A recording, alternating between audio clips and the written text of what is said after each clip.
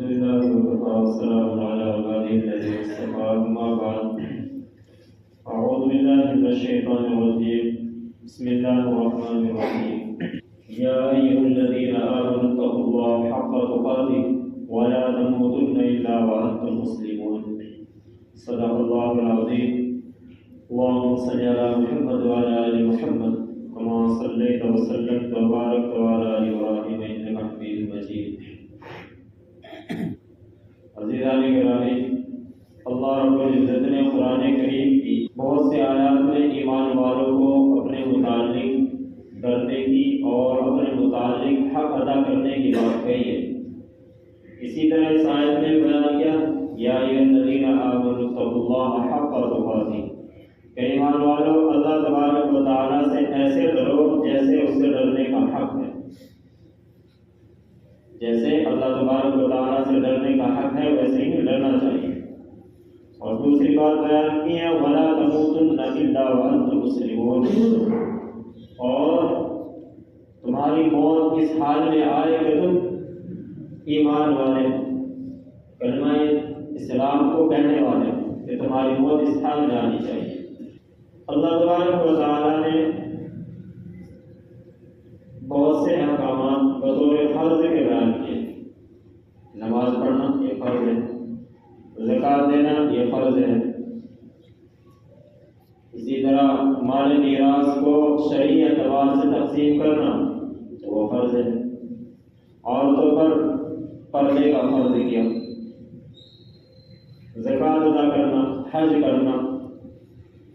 اور اگر ضرورت پڑے تو جہاد کرنا، کسی کہیں پر ظلم ہو رہا ہو تو اس کو ظلم کو روکنا، تو بہت سے احکامات ہیں بطور فرض کے ہیں۔ اور فرض کا تقاضا یہ ہے کہ اس کو کسی بھی حال میں چھوڑا نہیں جا سکتا۔ فرض کا معاملہ کہ اس کو کسی بھی حال میں چھوڑا نہیں جا سکتا، اس کے چھوڑنے کی کوئی گنجائش نہیں ہے۔ یہ اللہ تبارک و تعالیٰ نے جو فرض کیا ہے، کوئی بھی احکام ہے وہ فرض کیا، اس کو چھوڑا نہیں جا سکتا۔ اس کا مطلب یہ ہے کہ اس کو کرنا ہی کرنا ہے۔ جس طرح جینے کے لیے سانس چاہیے، جینے کے لیے پانی چاہیے، جینے کے لیے کھانا پینا چاہیے ہے، تو اسی طرح اللہ تعالیٰ کا فرما بردار بندہ بننے کے لیے، اللہ تعالیٰ کی اطاعت کرنے کے لیے یہ بات ضروری ہے کہ وہ فرائض کا اہتمام کرے۔ فرائض کا اہتمام کیے بغیر کوئی انسان اللہ تعالیٰ کا قرب حاصل نہیں کر سکتا،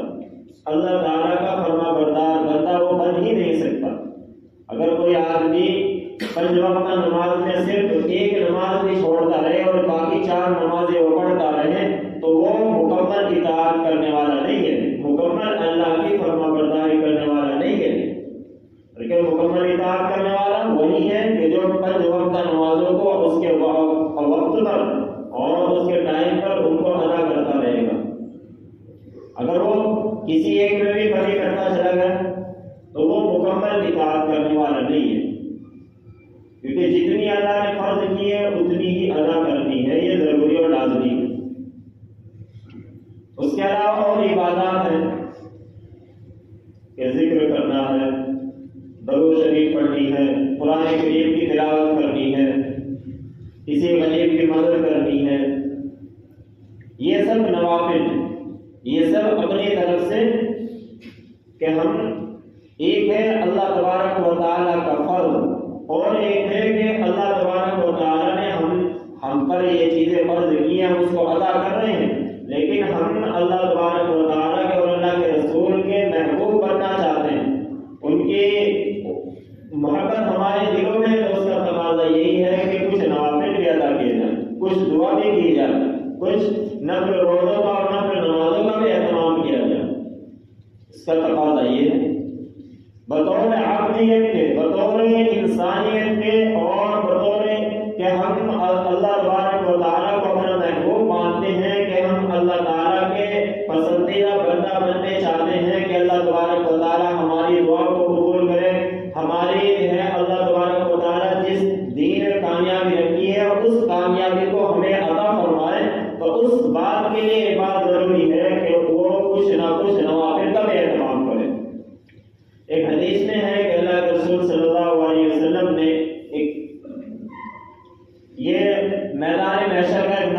کھینچا اور اس نے یہ بیان کیا کہ جب کسی انسان کا حساب و کتاب ہوتا ہوگا کہ وہاں سب سے پہلے فرائض کے بارے میں پوچھو گے کہ جو اللہ تبارک و تعالیٰ نے اس بندے پر اس سے متعلق جو بھی فرض تھا اس نے وہ فرض پورے کیے ہیں یا نہیں کیے۔ اب ہم اپنی حالت پر غور کریں کہ کیا ہمارے فرائض بغیر کوتاہی کے، بغیر کسی کمی کے، کیا اس طریقے سے ادا ہو رہے ہیں کہ جو اللہ کے رسول صلی اللہ علیہ وسلم کا طریقہ، شرعی قانون اور شرعی نقطہ نظر سے یہ بات ہے کہ اگر کوئی انسان صرف فرائض ادا کرے اور نوافل کا اہتمام نہیں کرتا، نفل کوئی عبادت نہیں کرتا، لیکن اس کو پورا یقین ہے کہ اس نے نہ کوئی واجب چھوڑا ہے اور نہ کوئی اس نے فرض چھوڑا ہے، اور پوری زندگی اس نے اللہ کے فرائض کو ادائیگی میں بنا کوتاہی کے ادا کرتا رہا، تو وہ انشاءاللہ جنت میں جائے گا۔ یہ شرعی قاعدہ اور قانون ہے، کیونکہ اللہ تعالیٰ نے جو لازم کیا ہے اس کو اس نے مکمل طریقے سے بغیر کوتاہی کے ادا کیا۔ لیکن کون ایسا شخص ہوگا کہ جو اس بات کا دعویٰ کر کے کہہ دے کہ میں نے اپنی پوری زندگی فرض میں کوتاہی کے بغیر گزاری ہے؟ شاید ہی کوئی اللہ کا بندہ ایسا ہو کہ جو اس بات کا دعویٰ کر دے کہ میں نے اللہ تعالیٰ کے پورے احکام، اللہ تعالیٰ کے جو فرض احکام ہیں ان میں بنا کوتاہی کے میں نے اپنی زندگی گزاری ہے۔ شاید ہی کوئی ایک بندہ دنیا کے اندر ملے، کیونکہ انسان ہے اور انسان سے خطائیں ہوتی رہتی ہیں۔ تو اسی کو اللہ کے رسول فرماتے ہیں کہ ایک انسان کا حساب و کتاب ہوتا ہوگا اور اسے سب سے پہلے اس سے اللہ تبارک و تعالیٰ یہ کہا جائے گا اس کے فرشتوں کو کہ اس کے نامہ اعمال میں یہ دیکھو کہ اس نے فرائض مکمل طریقے سے ادا کیے یا نہیں کیے۔ اگر اس کے فرائض میں کوئی کمی نہیں ہوگی، کوئی کوتاہی نہیں ہوگی، تو اللہ تبارک و تعالیٰ اس کو اپنے فضل و کرم سے جنت عطا فرما دیں گے، جو ایک ایمان والوں کا اصل ٹھکانہ ہے، وہاں پر اس کو پہنچا دیں گے۔ اور اگر اس کے فرائض میں کچھ کوتاہی ہوگی، اس وقت پھر ان دعاؤں کا اور ان نوافل عبادتوں کا پھر وہاں پر اللہ تبارک و تعالیٰ یہ کہیں گے کہ دیکھا جائے اس کے نامہ اعمال میں کچھ نوافل اور فرائض کے علاوہ کچھ اور عبادتیں بھی ہیں جو اس نے نفل روزہ رکھا ہو، نفل نمازیں پڑھی ہو، دعا کی ہو، ذکر اذکار کیا ہو، یا درود شریف پڑھا ہو، یا اس نے قرآن کریم کی تلاوت کی ہو، تو اس سے اس کے ان فرائض کو پھر پورا کیا جائے گا۔ حالانکہ فرض کا بدلہ تو فرض سے ہی ہے، فرض کا بدلہ تو فرض سے ہی ہے، لیکن پھر بھی اللہ تبارک و تعالیٰ یہ کہیں گے کہ چلو اگر اس کے فرائض میں کمی ہے تو ہو سکتا ہے کہ اس کے نوافل اس نے پڑھے ہو، نوافلوں کا اہتمام کیا ہو، نفل روزوں کا اہتمام کیا ہو، تو اس میں سے اس کی کمی کو اور کوتاہی کو پورا کر دیا جائے گا۔ پھر وہاں ان نوافل کی اور ان سنتوں کی وہاں قدر ہوگی کہ ہاں ہم نے کچھ کر لیا تھا تو ہماری یہ کمی اور کوتاہی پوری ہو چکی، اور اگر نہ ہوگا جیسا کہ وہ اکثر لوگ نمازیں پڑھتے ہیں صرف فرض پڑھ کے بھاگ جاتے ہیں، دعائیں نہیں مانگتے، دعا کے لیے ٹائم نہیں ہوتا ہے۔ بہت سے لوگ یہ کہہ دیتے ہیں کہ نمازوں کے بعد دعا نہیں ہے، ٹھیک ہے ایک مستحب عمل ہے، ایک نفل عمل ہے، لیکن نوافل کا اہتمام کرنے والا یہ اکثر علماء اور مشائخ نے بات بیان کی ہے کہ جو انسان نوافل کا اہتمام کرے گا تو اس کے واجب میں اور فرائض میں کمی کوتاہی ہو نہیں سکتی، وہ نوافل جو فرائض نہیں چھوڑ سکتا۔ جو آدمی نفل کا اہتمام کرتا ہوگا، دعاؤں کا اہتمام کرتا ہوگا، اس کے فرائض میں کمی نہیں ہو سکتی۔ کیوں؟ کیونکہ اس کو پتا ہے کہ مجھے فرض ادا کرنا ہے اور فرض کے بعد وہ نفل بھی ادا کرنا ہے، تو وہ اس کو پورا ٹائم دے گا، اور جس کو صرف فرض ہی ادا کرنے ہیں تو وہ اس کو بھی جلدی کرے گا، اور پھر اس پر وہ حدیث بھی صادق آ سکتی ہے کہ اللہ کے رسول نے فرمایا ہے کہ بدترین چور وہ ہے جو نماز میں چوری کرتا ہے۔ ایک چوری ہے اور یہ بدترین چور وہ ہے کہ جو نماز میں چوری کرتا ہے۔ اللہ کے رسول نے حضرت امی عائشہ فرماتی ہے کہ اللہ کے رسول سے یا رسول اللہ کی نماز میں چوری ہو سکتی ہے کہ ہاں، کہ نماز میں ایسا چوری ہوگی کہ وہ رکوع اور سجدہ ٹھیک سے نہیں کرتا، رکوع اور سجدہ وہ ٹھیک سے نہیں کرتا ہے، کہ رکوع اور سجدے کو اطمینان سے ادا نہ کرنا، یہ اس کو اللہ کے رسول نے چوری بتلایا ہے۔ اب جو آدمی جس کے پاس نوافل کے لیے ٹائم نہیں ہے تو فرائض کو جلدی ادا کرے گا، اور جس کے پاس نوافل کے لیے ٹائم ہوگا تو اپنے فرض کو اچھی طرح ٹائم دے گا۔ یہ علماء اور مشائخ کا تجربہ ہے، اور کہ جو انسان اپنے نوافل کا اہتمام کرتا ہوگا تو اس کے فرائض میں کمی نہیں ہو سکتی، تو اسی لیے ان عبادتوں کا ہمیں اہتمام کرنا چاہیے۔ اور جیسے ابھی 3-4 دن پہلے شب برات گزری ہے، حالانکہ شب برات کا جو معاملہ ہے وہ اتنا بڑا معاملہ نہیں ہے جتنا لوگوں نے بنا رکھا کہ اس میں ایسا لگتا ہے کہ جیسا کہ اسی دن کسی پر اللہ کی طرف سے وحی نازل ہو اور بس آج ہی بس سب کچھ ہوگا، اس کے آگے پیچھے کچھ نہیں ہے، کہ جیسے آج ہی اللہ کا حکم نازل ہوا ہو۔ جیسے صحابہ کا معاملہ یہ تھا کہ وہ انتظار میں رہتے تھے کہ کوئی حکم نازل ہو اللہ کی طرف سے اور ہم اس کی طرف لپک پڑے۔ ایسے ہمارے مسلمانوں کا معاملہ ہو گیا شب برات اور شب قدر میں، کہ بس ایسا لگتا ہے کہ آج ہی نماز فرض ہوئی، آج ہی تو گناہوں کو ترک کرنے کا معاملہ ہوا ہو، آج ہی سنتوں پر عمل کرنے کا معاملہ ہوا، اس سے آگے پیچھے کچھ نہیں۔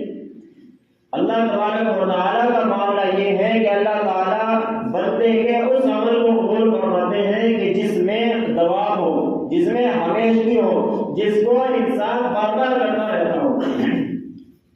وہ انسان وہ اللہ تبارک و تعالیٰ کی یہاں پسندیدہ عمل ہے کہ جو انسان کوئی نیک عمل شروع کر دے، وہ تھوڑا ہو یا زیادہ ہو، تو اب اس کو کوشش یہ کرنی چاہیے کہ وہ نیک عمل اس کی زندگی میں ہمیشہ برقرار رہے۔ اللہ تبارک و تعالیٰ کا معاملہ یہ ہے کہ انسان کو ثواب دینے میں کمی نہیں ہوگی، نہ اللہ تبارک و تعالیٰ انسان کو نیکیاں دینے میں تھکتے نہیں۔ انسان تھک جاتا ہے اپنا عمل کرتے ہوئے، انسان اپنا نیک عمل جو اس نے شروع کیا ہے وہ اس کو کرتا وہ تھک جاتا ہے۔ تو اسی لیے اللہ کے رسول نے فرمایا کہ انسان کو جب عمل کرے تو وہ تھوڑا کرے، نیک عمل کرے تو تھوڑا کرے، لیکن ہمیشہ اور دوام کے ساتھ اس کو کرتا رہے۔ ایسا نہیں ہے کہ آج پوری رات عبادت کر لی اور پھر پورا مہینہ بعد 8 دن میں جمعہ پڑھ لیا، پورے ہفتے کی نماز پڑھ، یہ پسندیدہ عمل نہیں ہے۔ اور اسلام نے اسی لیے یہ چیزیں رکھی ہیں کہ بہت تھوڑا ٹائم کے لیے رکھا ہے، ایسا نہیں رکھا۔ اگر آپ یہ دیکھیں کہ سفر صرف ایک رکھا ہے پوری زندگی میں، ایک سفر ہے کہ حج کیا جائے گا مکہ، وہاں جا کر مکہ میں اور اس کی زیارت کی جائے گی کعبے کی، اور وہ بھی سفر نہیں ہے، وہ بھی سفر نہیں ہے، صرف کس پر ہے جو وہاں پر جائے اور وہاں پر جانے کے جو اخراجات ہیں ان کو اٹھا سکتا ہو، اپنے گھر والوں کے لیے جو پیچھے چھوڑ کر بھی جا سکتا ہو، اس کی اس پر یہ ہے کہ اس کے بہت سی شرائط بیان کر دی۔ اسی طرح جو مال اور دولت ہے اس میں بھی کیا رکھا ہے، 2.5% رکھا ہے، وہ بھی سال میں ایک نذرانے کے طور پر جو واجب کیا، فرض کیا ہے، وہ صرف کب ہے، 1 سال میں 1 بار ہے۔ انسانوں کو مشقت اور مصیبت میں نہیں ڈالا، یہ انسان اپنے آپ کو مصیبت میں ڈالتا ہے کہ پوری رات عبادت میں لگے ہوئے یہ، اور پھر اب اس کو کیا کر دیا کہ ہمیشہ کہ بس جب بھی یہ رات آئیں گے ہمیشہ اس پر ہمیں کرنا ہے، ہمیشہ اس پر کرنا ہے۔ اب کیا ہوتا ہے، پہلی امتوں نے ایسے ہی کیا ہے، پہلی امتوں نے اسی طرح سے بگاڑا ہے کہ ان لوگوں نے اپنی طرف سے کوئی اچھا عمل شروع کر دیا، کچھ دن ان لوگوں کا شوق باقی رہا اور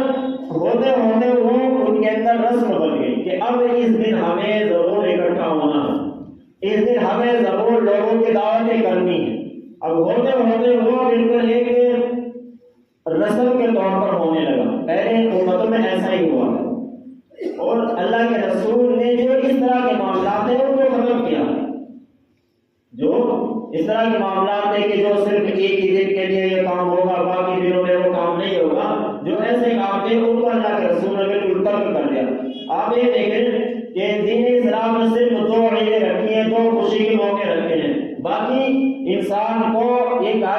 وہ اپنے کام میں مشغول رہے، اپنے کام میں مشغول رہے، فالتو کی چیزوں میں نہ پڑے۔ یہ اسلام نے رکھا کہ تھوڑا عیدیں رکھی ہیں بس رمضان کے ختم پر اور 10 دن کو، اس کے علاوہ کوئی عید نہیں ہے۔ کوئی اپنی طرف سے جتنی چاہے خوشیاں ہوتی ہیں، بہت اچھی بات ہے۔ کوئی حافظ قرآن ہوتا ہے تو وہاں خوشی ہونی چاہیے، کسی کے بچے نہ قرآن کریم مکمل کرنے وہاں خوشی ہونی چاہیے، کسی کے یہاں بچہ پیدا ہوا ہے تو اس کی ولادت پر خوش ہونی چاہیے۔ تو خوشی کے موقع ہیں، لیکن شریعت نے ان پر یہ بات نہیں کی ہے کہ ہم ان پر اکٹھا ہوا ہے، ان موقعوں پر اکٹھا ہوا ہے، ان موقعوں پر بہت سے اخراجات کیے جائیں، یہ بات نہیں کی ہے۔ اپنی طرف سے آدمی کچھ بھی کر سکتا، ان کو شریعت نے لازم اور ضروری نہیں کیا۔ صرف 2 عیدیں رکھی ہیں، 2 خوشی کے موقع رکھے ہیں، باقی انسان کو انسان کی طبیعت کے اعتبار سے اللہ تعالیٰ نے اس کو کام میں لگا دیا، اس کو کام میں لگا دیا، عبادت میں لگا دیا۔ عبادت ہی انسان کا اصل مقصد ہے، انسان کی تخلیق کا مقصد ہی یہ ہے کہ وہ اللہ تعالیٰ کی فرما برداری کیے جائے، اور یہی اس آیت کا پورا گھما پھرا کے وہی مفہوم ہے کہ اللہ تبارک و تعالیٰ سے ڈرا جائے، یعنی جیسا کہ اس سے ڈرنے کا حق ہے۔ اللہ تعالیٰ سے ڈرنے کا حق کیا ہے کہ اللہ تعالیٰ کے جو احکامات ہیں ان پر عمل کیا جائے، اور اللہ تعالیٰ نے جن چیزوں سے منع کیا ہے ان سے روکا جائے، اور امید اور کوشش یہ ہونی چاہیے کہ ہمارا آخر ہمارا انجام اس حال میں ہو کہ ہم اللہ تعالیٰ کے فرما بردار بندے ہوں۔ اللہ تبارک و تعالیٰ عمل کی توفیق عطا فرمائے۔